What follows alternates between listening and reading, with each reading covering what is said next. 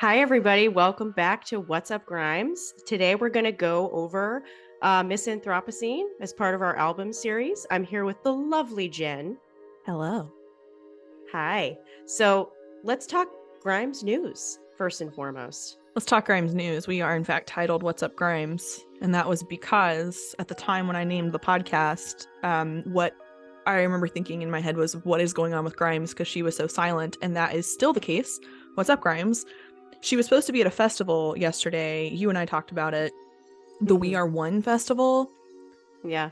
We were both psyched because she had this plastic surgery, but we haven't seen what she looks like. So I was hoping to get content out of that. Yeah. And just seeing her in action, seeing what's up, Grimes? What's going on? Because she's been pretty silent, and you and I have speculated that that's because there's a lot going on Twitter with Elon Musk buying Twitter, and there's much Twitter chaos with parody accounts. Assuming she wanted to be more quiet during that time, this would have been a time we could have seen her. But they canceled on October 28th, it looks like, which I missed, apparently, the cancellation. So I thought it was still happening up until yesterday. The We Are One Music Festival canceled, saying, "The journey to bring a festival back to Houston has been challenging, to say the least.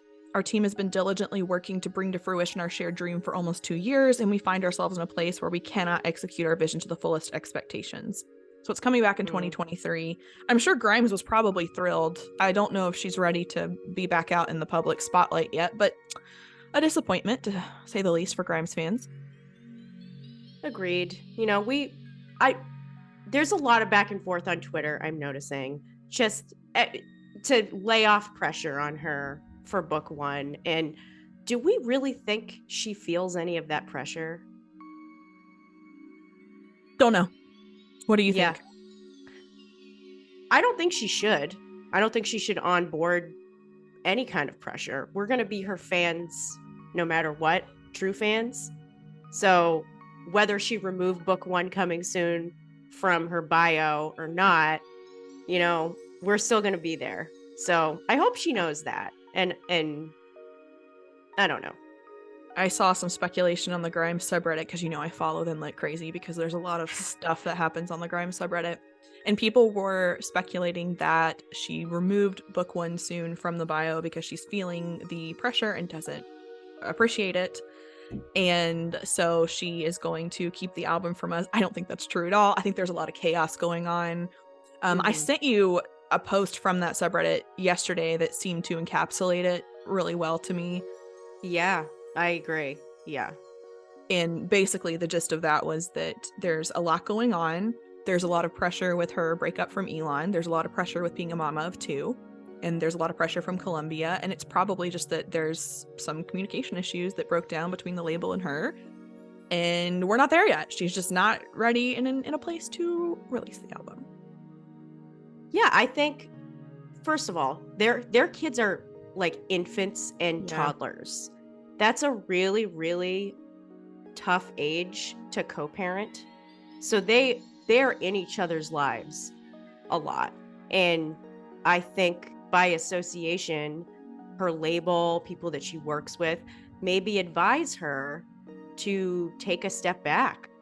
Or it's her own personal preference. But either way, that's unfair pressure to her.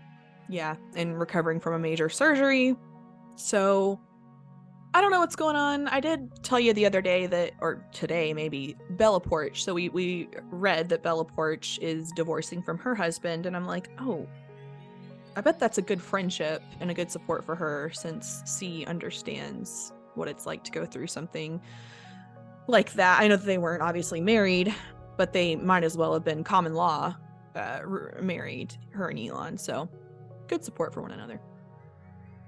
Yeah, when you're sharing a mattress. Yeah, exactly. In a small room and the baby is in the other room, that is, I think, marriage. Yeah. They are married. Yeah, might as well. So that's where we're at. We are going to discuss Miss Anthropocene today, which is extra special for me and MK because this is how both you and I found Grimes. So as a reminder to everybody, before we go into this, let's talk about how we found Miss Anthropocene. Tell your story again first. Sure. Of course, I was following Elon news as one does. It's kind of hard not to. It's right in your face. So I think this was 2021, early 2021. I was just, perusing, and of course saw the famous Met Gala photo. And they obviously were still together at the time. They had just had their baby about a year before. So I was like, who's this chick? And her background fit, like, I'm about the same age as Grimes. So like her experience, she was like very hipster DIY, and that was kind of my experience. I always loved that kind of indie grunge look. So I found that later, but I came across the Miss A album, and I was like, let's just go for this album first, just see what she sounds like. And the first song I heard was So Heavy I Fell to the Earth, and I was like, dang, this is really good. And the artwork, there's something about her artwork that feels it doesn't feel like she has a lot of people like making it overproduced. It feels like a tangible thing where it could be anybody that draws it, Yeah. Not that it's saying it's not good. It just feels like something I feel like you can relate to. It feels her journey kind of feels like you're a part of it because she kind of learned along the way. So there's just something about her artwork that really spoke to me for this album in particular. Yeah. And that was the first song I heard. What about you? Mine was 2021 pre-Met Gala, because Met Gala would have been the first thing I really watched to see her in. And I was finishing grad school. I was studying for my end-of-year exams. You have to have certain end-of-year board exams for my career. And I needed something to study with that I didn't know the lyrics already. And I put on Grimes because I was following Elon news. If you've listened to our past podcast, you'll know that MK and I are both interested and update ourselves regularly with Elon news, which, as MK said, how can you not with what's going on Twitter? But I knew that they had been in a relationship. I knew about the baby. I knew about X at the time. So I put on Miss Anthropocene because that was her last album, and I was like blown away. Adore You was the first song I listened to, and 4 a.m. I remember 4 a.m. and thinking, oh, I'm actually really into this. And I thought I was just going to put it on as background noise almost. Yeah. So that's how I found it at the time, and then that stuck with me. And we'll talk about this when we talk about the introduction into the album, but it's such a 180 from her other stuff. I thought all of her other stuff was going to be dark as well. And I like that there's such a variety, but this is her dark album. So let's talk about it.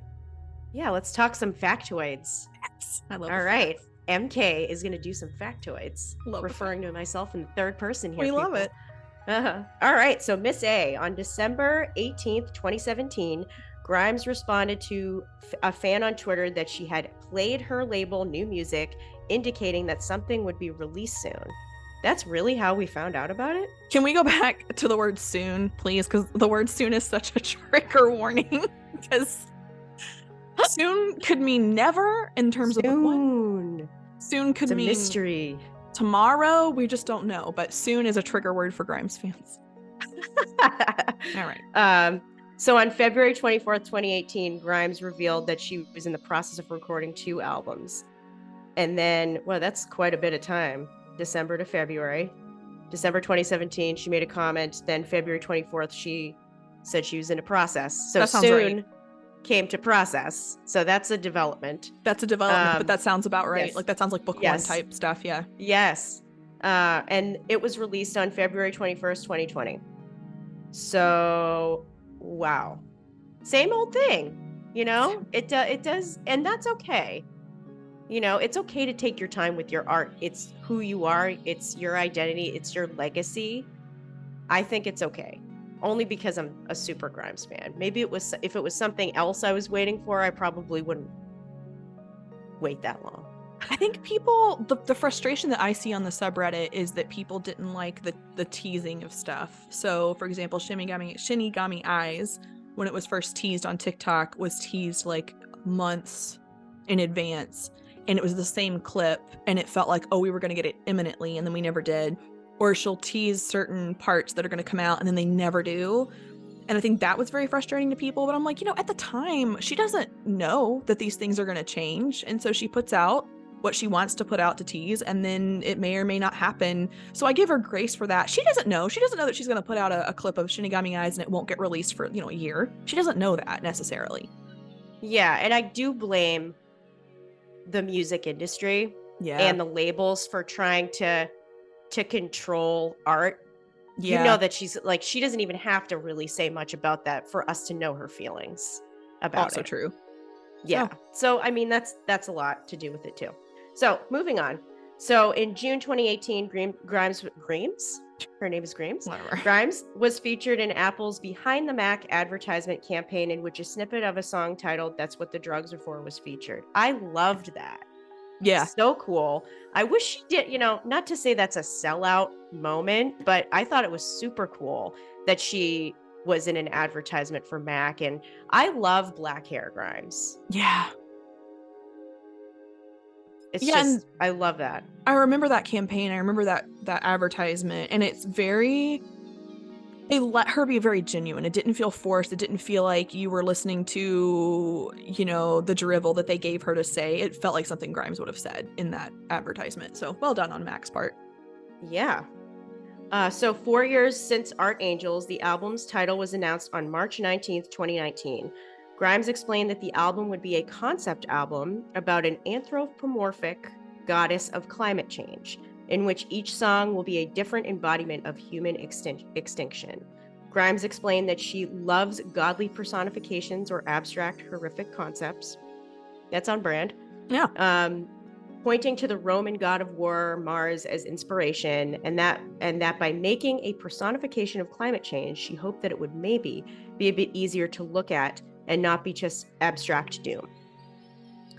That's what she talked about a little bit on, I forget the guy's name. He does the Apple One podcast. She has a really good relationship with that guy, but she was on his podcast talking about what the concept of this was. She was pretty heavily pregnant at the time too. I know which one you're referring to, because the way that one's edited, it makes it look like Grimes is still on amphetamines.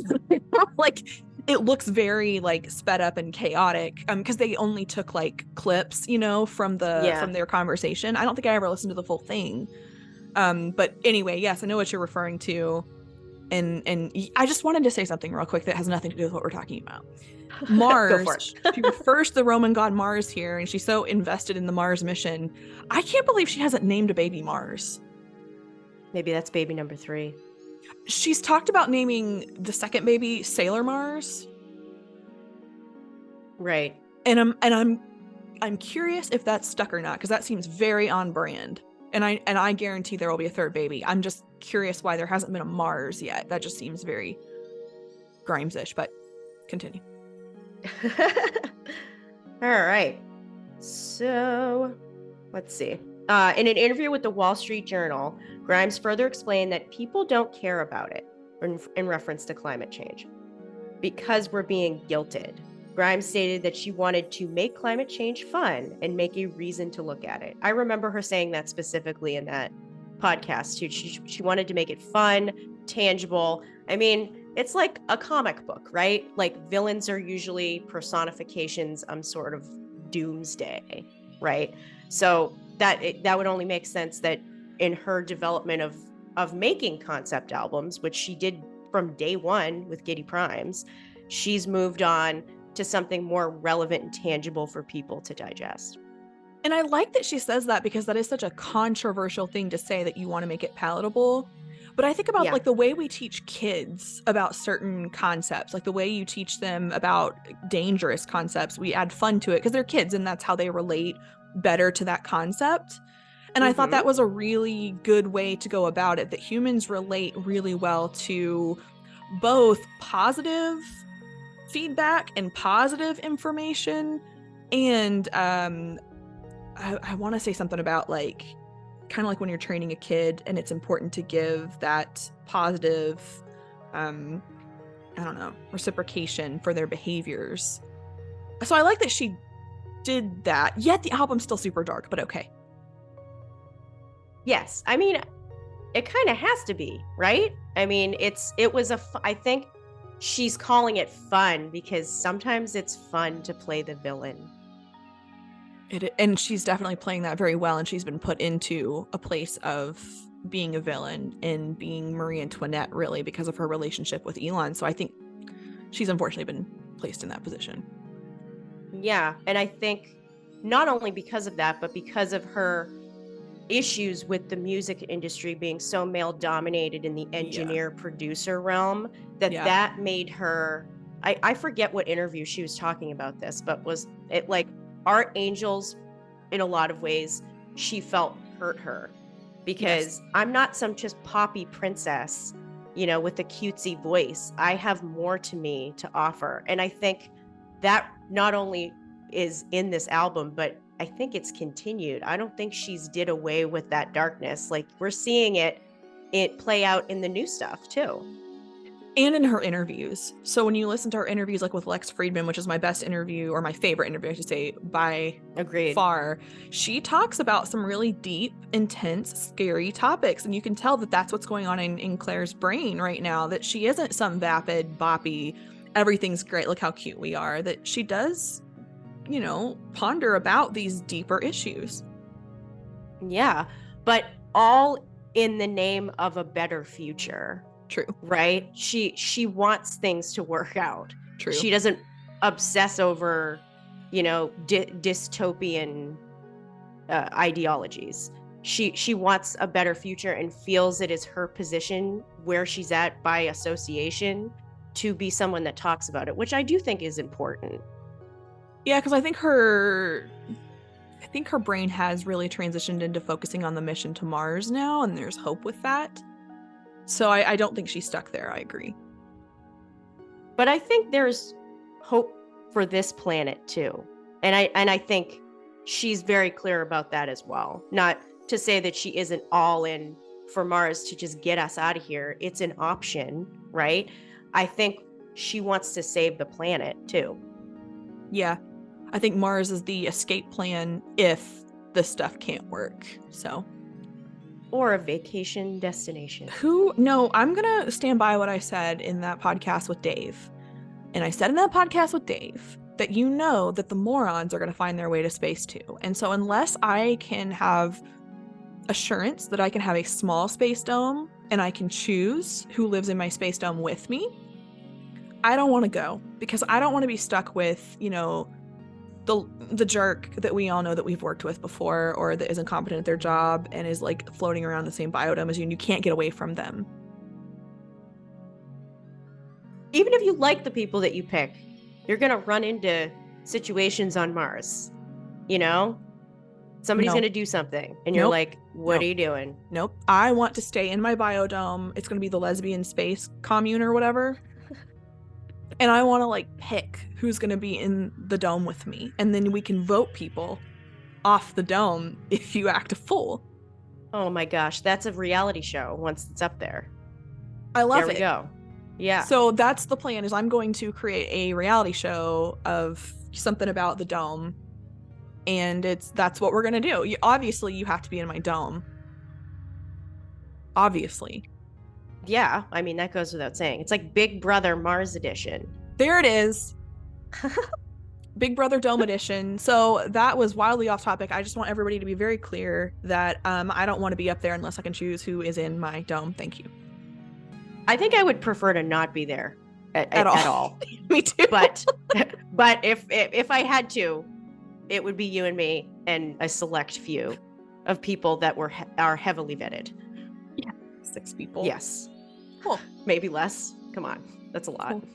3. How big is this dome? Let's be real.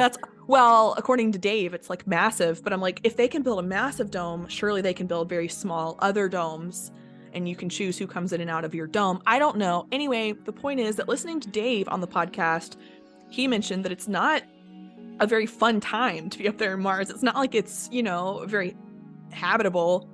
So I don't want to be. Grimes is DJing on Mars. No, Grimes will hide in her house in her own dome. Guaranteed. Yeah. Guaranteed you don't see Grimes on Mars. Guaranteed she has her own dome. We won't see her there either. We don't see her now. We don't see her there. Shout out to Dave. Thanks, Dave. All right, so moving right along. February 2020, marketing campaign launched with billboards stating, "Global warming is good." The original artwork features a drawing by Grimes, herself inside a fictional computer program. Design was handled by, is it G-Monk or I think Monk? so. I think G-Monk. I don't know. And Ryder Ripes. Grimes explained that she was inspired by her experience making music and visual art using programs such as Photoshop, Manga Studio, and Adobe Premiere Pro. This made her want to create a fictional universe where there's like all these new gods. How am I supposed to read this? I don't know.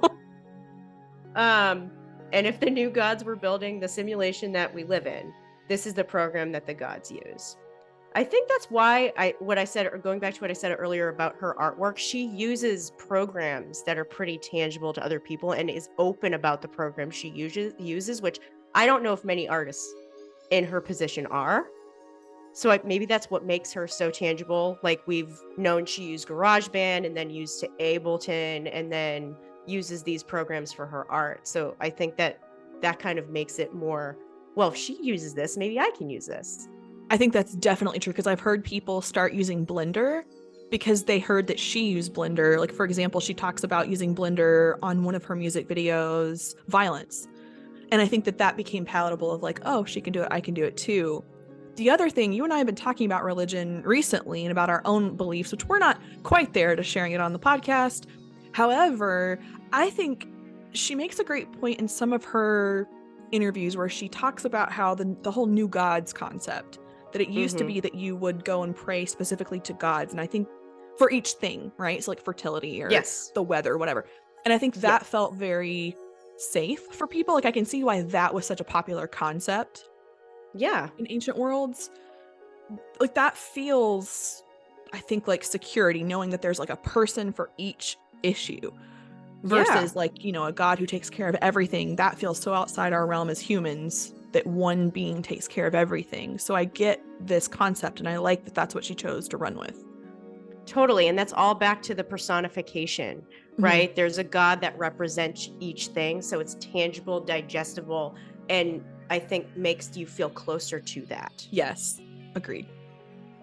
All right, last thing. The updated artwork is a painting by Rupid Legime. Grimes stated that it was the artwork she originally wanted to use, but that she was discouraged from doing so after she pulled a bunch of people. Who were those people? Was this on like Twitter? Did I miss this?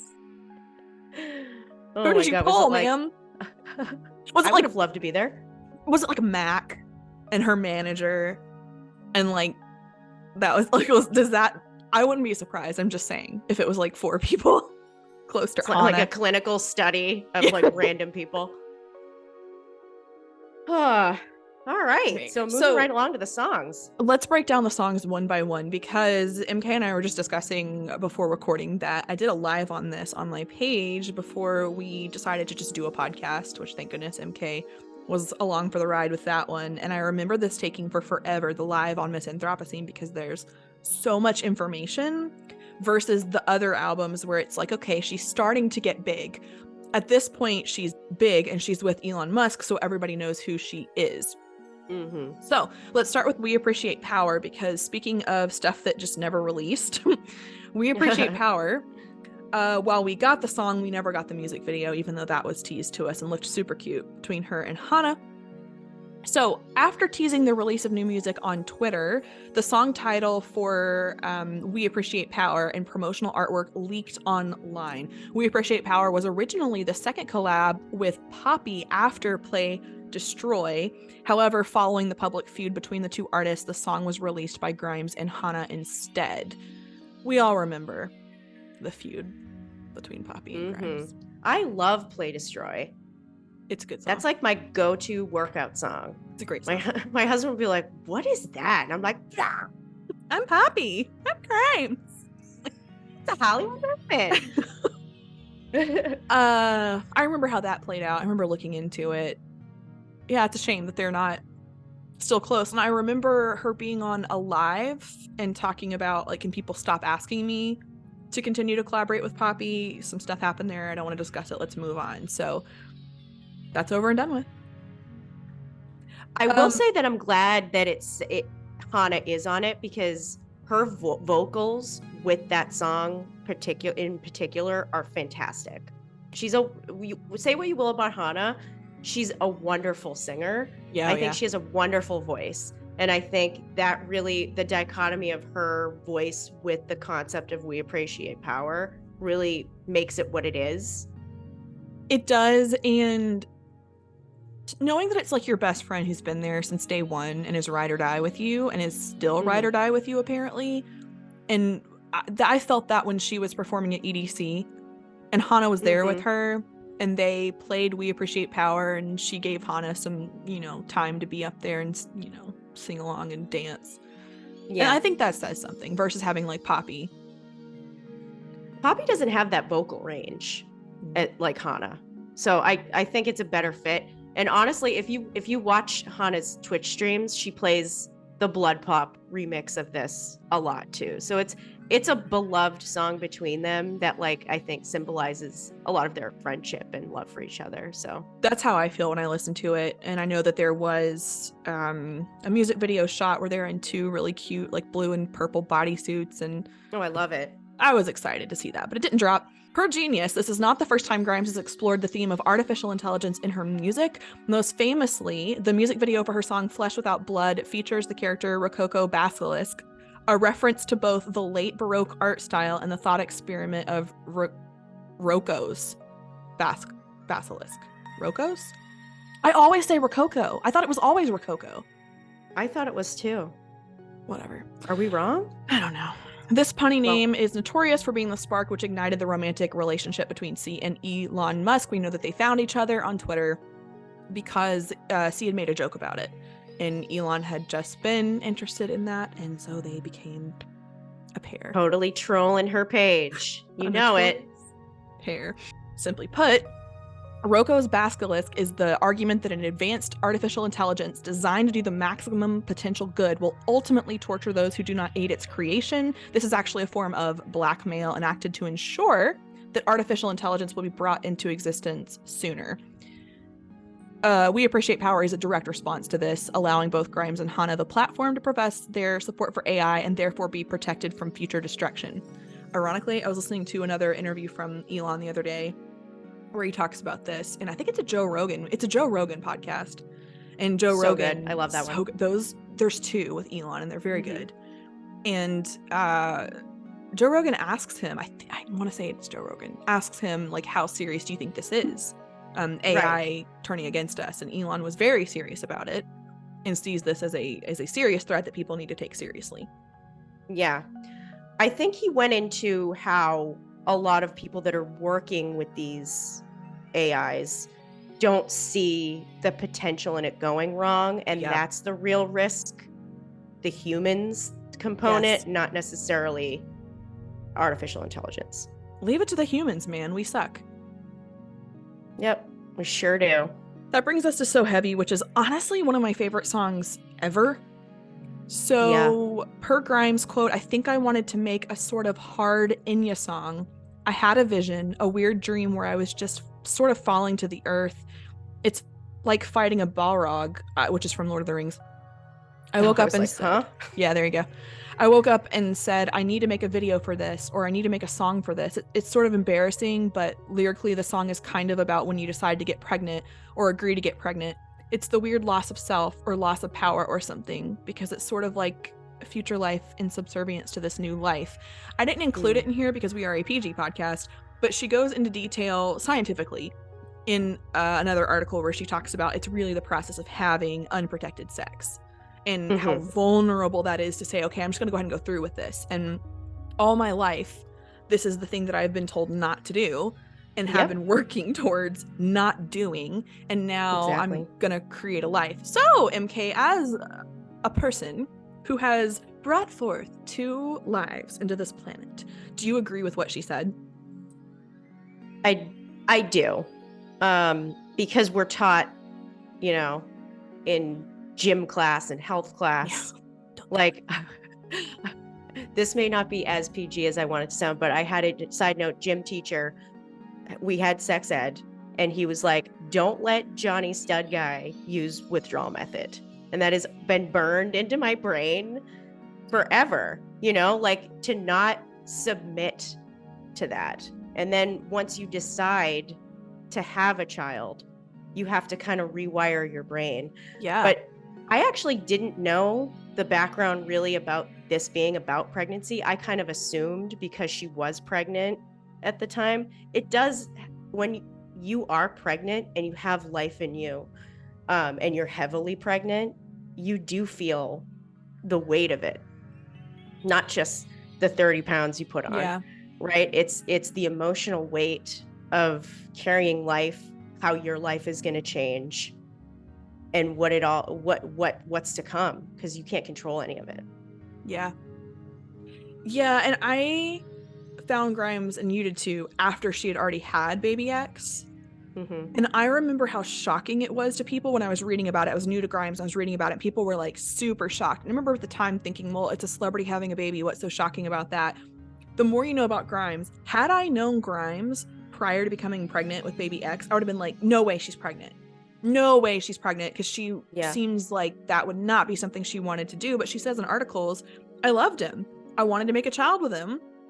So I chose to go through with that. And I know that a lot of feminists felt very uncomfortable by that. But to me, feminism is having the choice to say, I can, if I want to, fall in love with somebody and choose to have a child with them.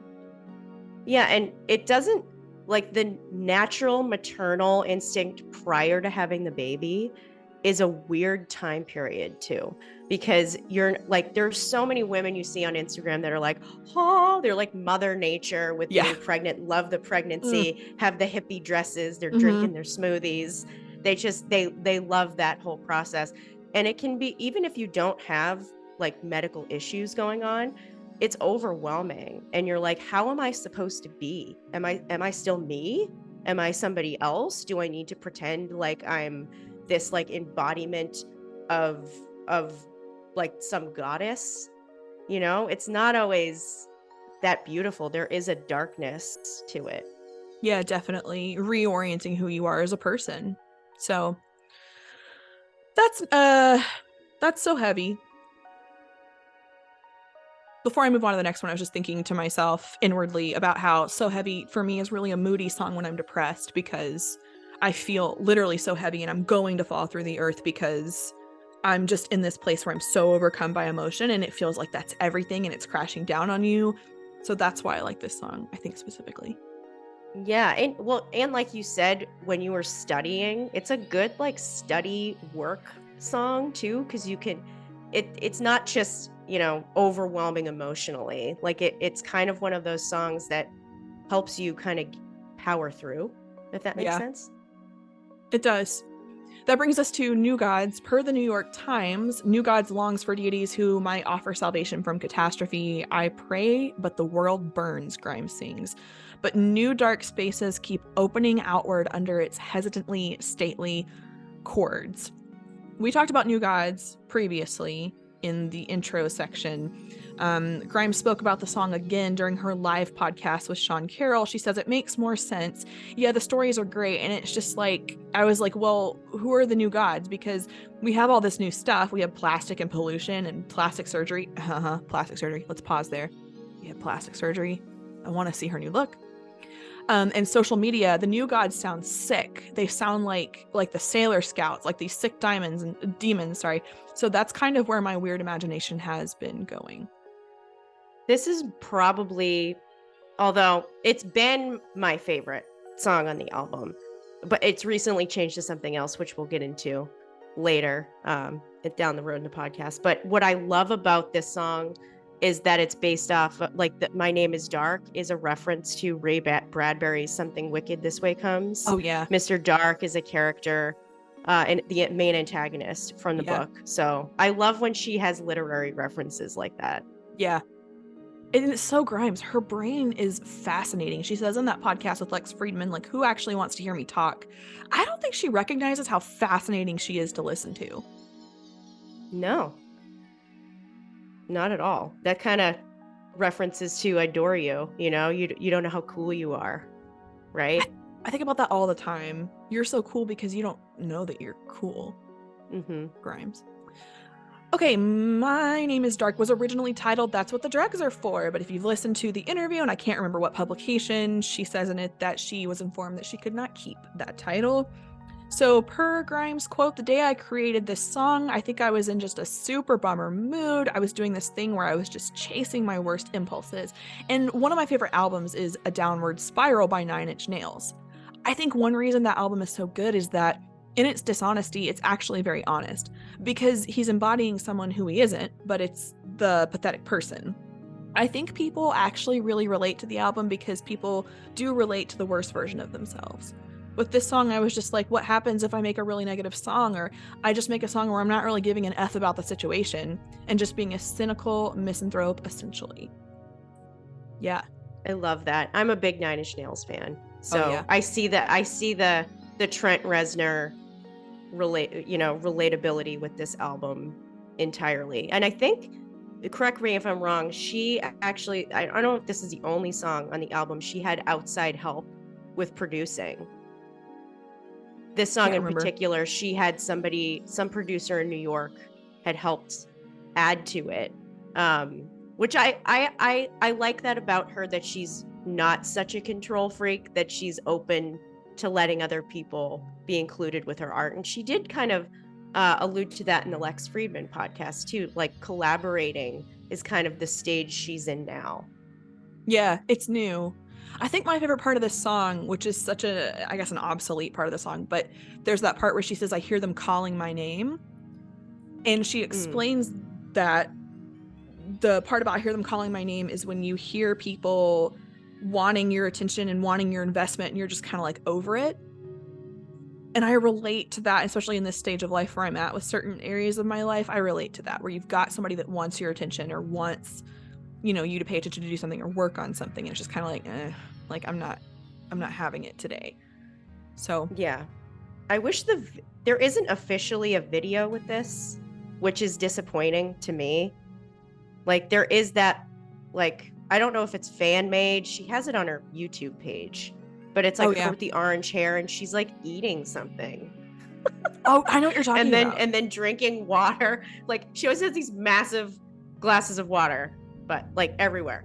But she was like, eat it. Like, I just love that. I wish there was more of a video.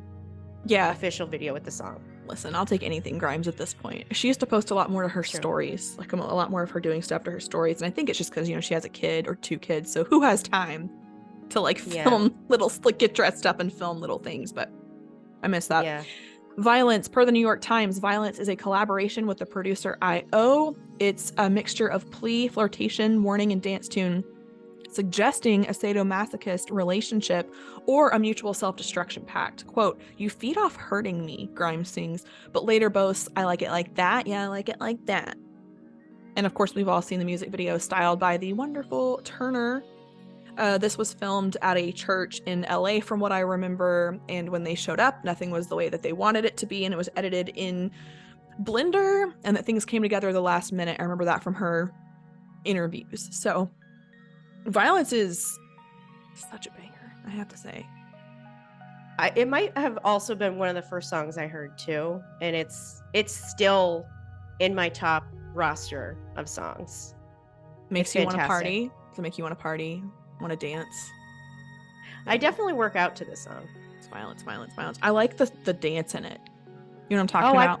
Yes, you know what I was thinking of doing? Because I do a lot of like just selfies on my page. Yeah, and I used to dance. I've thought about doing that dance and learning it. Do the dance. It's so cute. Dance. It is. I got to learn the gun stuff though.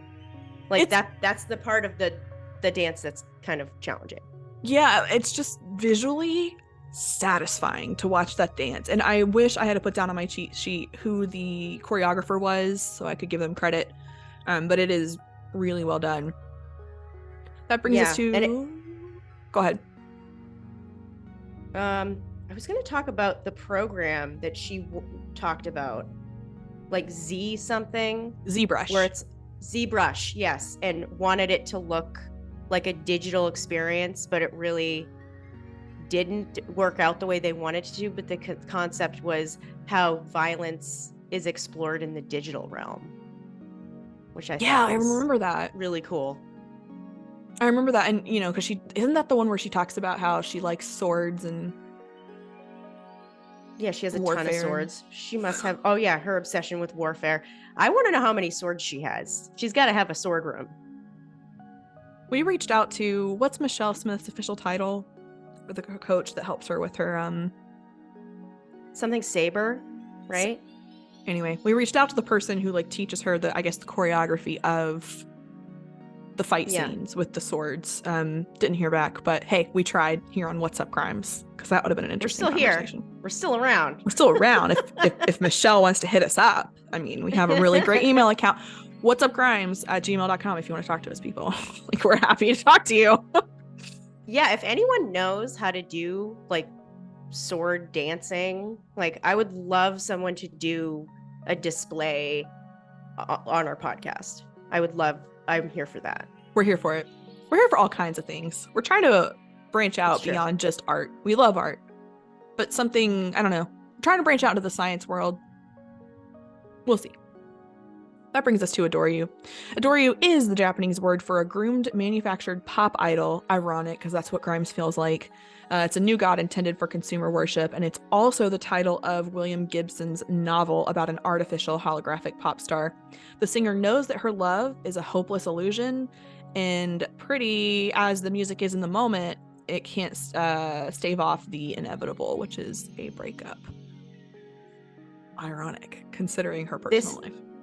Yeah, this is my new favorite Grimes song of this album. I've moved along with my favorites, which it's interesting. Usually with your favorite artist, you have like staples, which I still do, but they shift with time on my growth and time. And this song is so beautiful.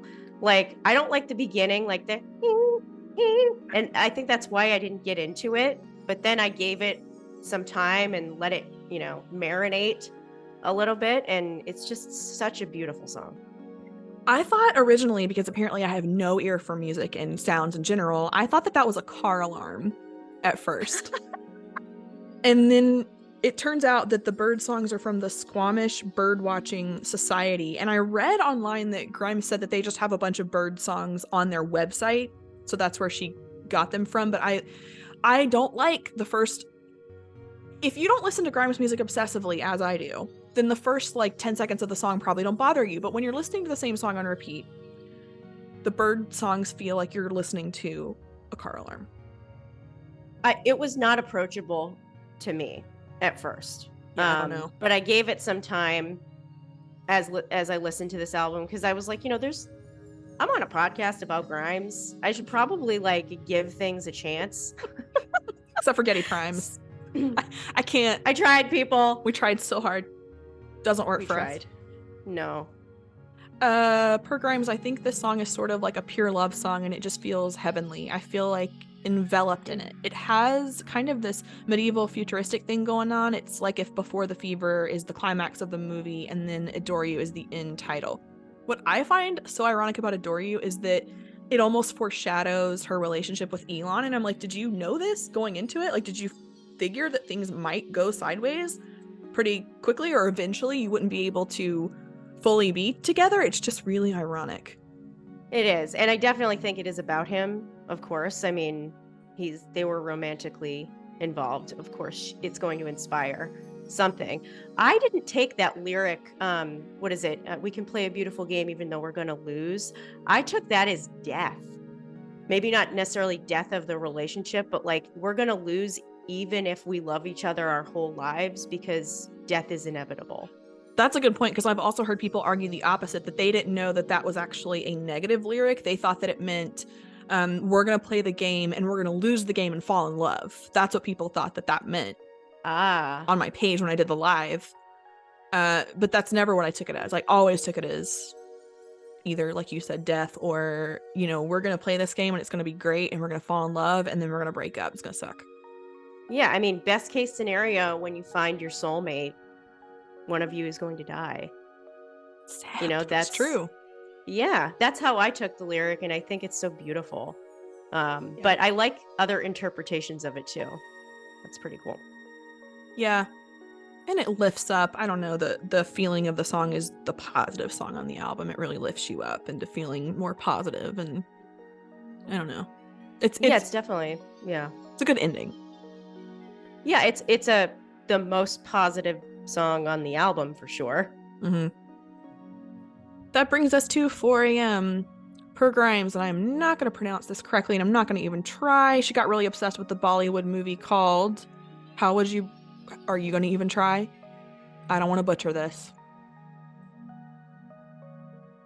Bajirao Mastani. Sorry to all of our Hindi fans. Yes. Our dear Bollywood fans. It's about forbidden love. I was like, man, I feel like the sci-fi version of this movie would just be incredible.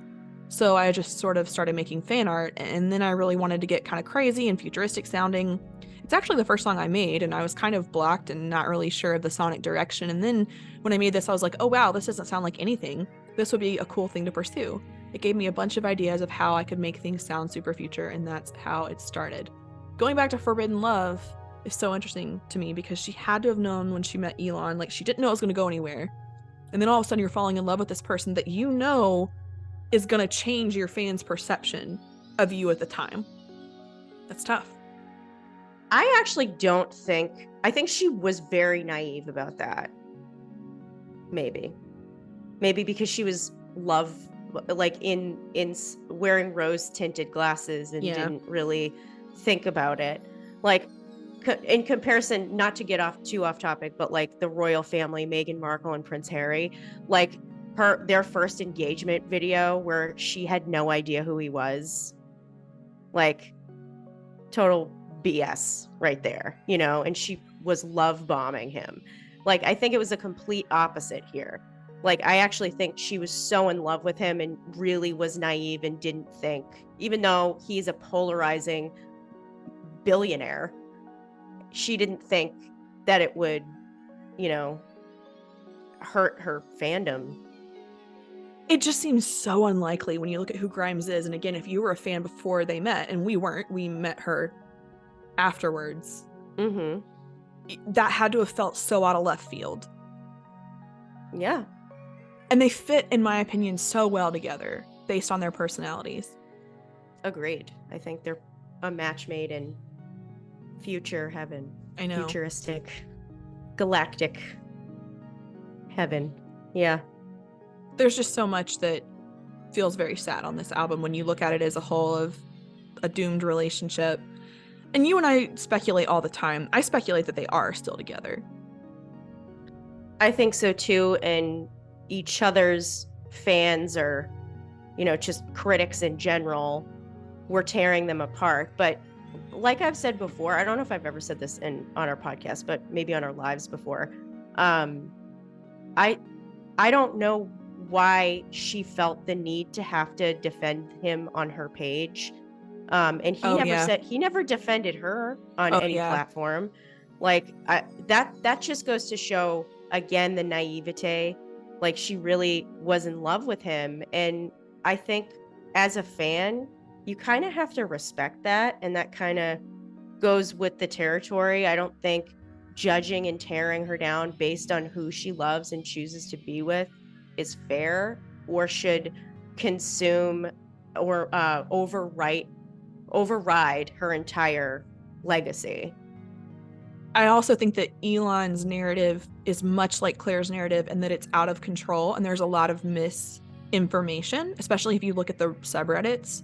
There's a lot of misinformation that look into things before you attack somebody on the interweb, is all I'm saying. Yeah, and I love, we talk about the Lex Friedman one a lot. Good. It was a really good one. Lots to discuss there and unpack. She talks about how she can't be media trained. Elon can't be media trained. I know.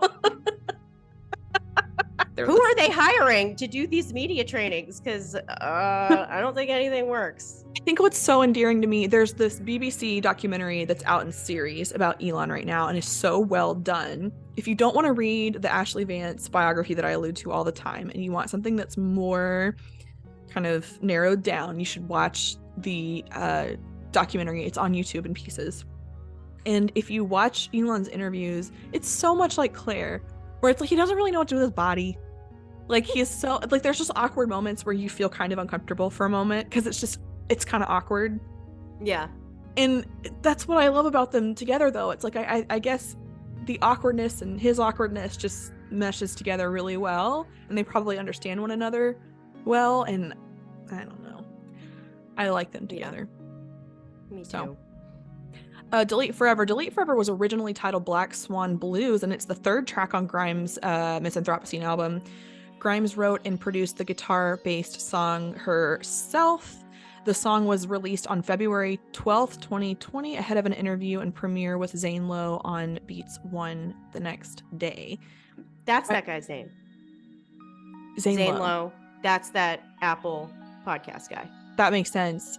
And we know that Delete Forever is about her friend's death from drugs, that she's lost some friends through the years because of that. Yeah. There was an interview, I think it was like the Grammy Museum one, where she talked about this song and they were like, oh, you use like a guitar, and she's like, yeah, I'm normally not that basic. Which I love because it offended. There was some country star, I can't remember the name, I can't remember who it was, that like it really offended, which I thought was really funny. I'm like, it's Grimes, like stop, don't take stuff that Grimes says so seriously. Yeah, she's eating Raisin Bran out of a cup right now, and she's like, ooh, it's mushy. That's right. Like that was like the next thing she said in that interview. So I love that interview. It's a good one. Like, who shows up? It's so Claire. When I sit down to film a podcast with you, I have everything done, meaning like I've eaten or I'm going to eat afterwards. I have like my little cup of water or whatever. I can't imagine eating Raisin Bran in the middle of an interview or a podcast. I don't know about you, but as a grown adult lady who Zooms and Teams with coworkers, some people do that and you're like, whoa, I hate it. Like up close in their face, and you're like, this is 30 minutes. Don't. You couldn't have done it before, Please after, like crunchy, like peanut butter. You're like, and that's not something you can say. You're like, hey, why don't you wait? Like, I don't know, 5 minutes.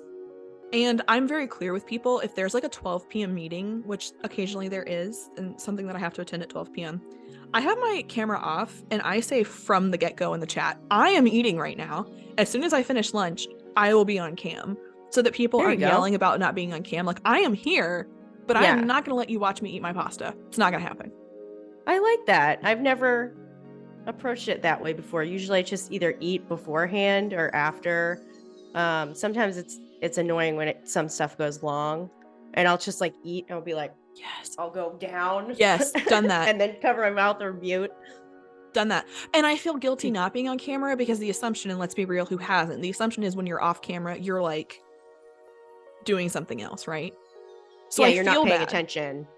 But I promise, I am sitting here. Like I try to be as involved in the chat as possible so people know like I actually am here. I'm not gonna eat my Raisin Bran. But it was so Grimes, so we're gonna go with it. Yes. You'll Miss Me When I'm Not Around, which is such a good song. Originally titled, we gotta talk about this. Originally titled Last Call, You'll Miss Me When I'm Not Around is the 8th track, and it corresponds to, when she talks about demons on the track and different deities, it corresponds to the demon of suicide, which makes sense. All of us know in our lives what it feels like, whether it's you wanted to take your own life or whether you just would want to see what it's like if you backed out of the relationship or the friendship, how they would feel when you're not there anymore. Yeah. And it is kind of, you know, everyone's been in dark spaces where you sometimes, it's almost like it's an out of body experience, especially when you're facing trauma. It's an out of body experience where like, you're like, what if I wasn't here anymore? Yeah. You know, I've had experiences like that, but you got to ground yourself, you know, but everyone who's human has these thoughts, and you do tend to think about like, it's not just, I don't want to be here anymore. It's like, it's almost like look what you did to me. Exactly. To me, that's what gets me about it and about the song in general, is it's not just about not wanting to be here anymore. It's about, I want you to notice that I'm not here. And anymore. I want you in pain because I'm not here. That's right. And it's very deep and dark, and I love this song. I do too. And it's come into play recently, not feeling like I want to hurt myself at all, but when I haven't felt appreciated in something, whether it's been a project or something at work, and I like, this song goes through my head, like, you're gonna miss me if I decide to like back out of this project or whatever it is that I'm doing. Like, you'll miss me when I'm not here. Like, this song really speaks to me. So yeah, you'll see me underground. Yeah, I like it. Quickly, if this conversation has made you feel triggered and upset, remember you can always call the suicide prevention hotline at 800-273-TALK or 800-SUICIDE. Anything else we want to say about this album? it's a great album. It was my great first experience with Grimes, and it led me down the rabbit hole. So I'm very appreciative to this album, and it has a soft spot in my heart. But I will also add, we miss you when you're not around. See, like, come back to us. No pressure. The light is just not the same. The light goes out of your life when there's not a new Grimes thing to like talk about and appreciate. And like, when she brought out the Vogue China stuff, that was a big deal to me, because there's new content, not just for memes, but there's new content to look at and appreciate. Yeah, I was rewatching the recent videos, and Player of Games is just such a phenomenal piece of art. Like, what she's able to do and put together now, like, obviously takes a lot of time. We have to like sit back and realize that this isn't Vanessa.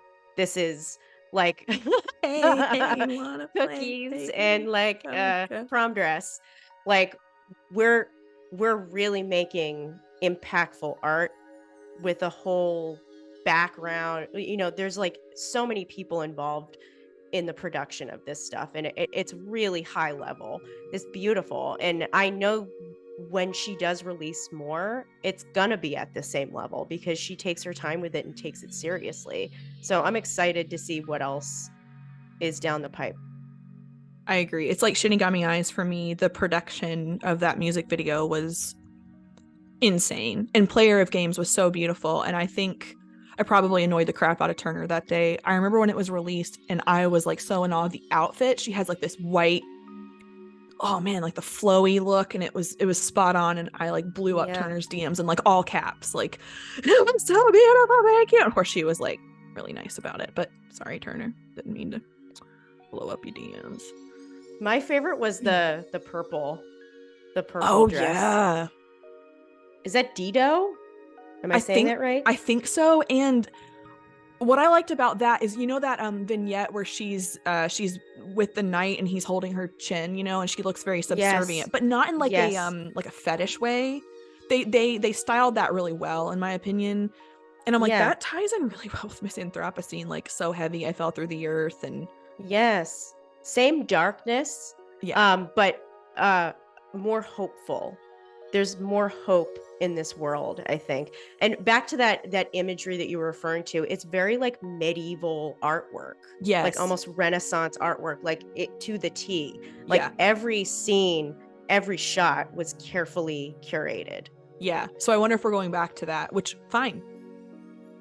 Yeah, we're here for the it. The medieval stuff I meant. I'm wondering if we're going to go back to that.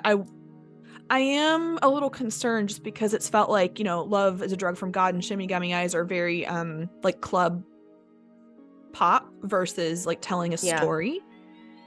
And I personally hope to see more of the story stuff, like Player of Games. It's not my favorite song, but it has a storyline to it. It's not my favorite song either. I gotta be honest. It's not a bad song. I don't not like it. I don't listen to it for fun. I actually. Oh yeah, I usually I'm watching the video, and the lyric video and the actual video. The lyric video, I was like, if this is just the video on its own, where she's just spinning around with the knight like naked, I'm like, this is awesome and beautiful, and it's very moving. Imagine what it's like filming that. Her butt must have been cold. You're right. Drop your robe and just stand there awkwardly for a solid however long it took to film that shot. That that sword was heavy, right? You know it was heavy. And then the knight suit or armor is like cold. Yeah. Right? So she's like all freezing. Right. So what's that? Is that like, do they warm him up first? I have questions. Okay. I have questions. All right, guys, we appreciate you. We appreciate Power, and we appreciate you coming and spending time with us today. We will be back with some more content for you guys here on What's Up Grimes. MK, I hope you have a good weekend. You too. Bye, guys. Bye.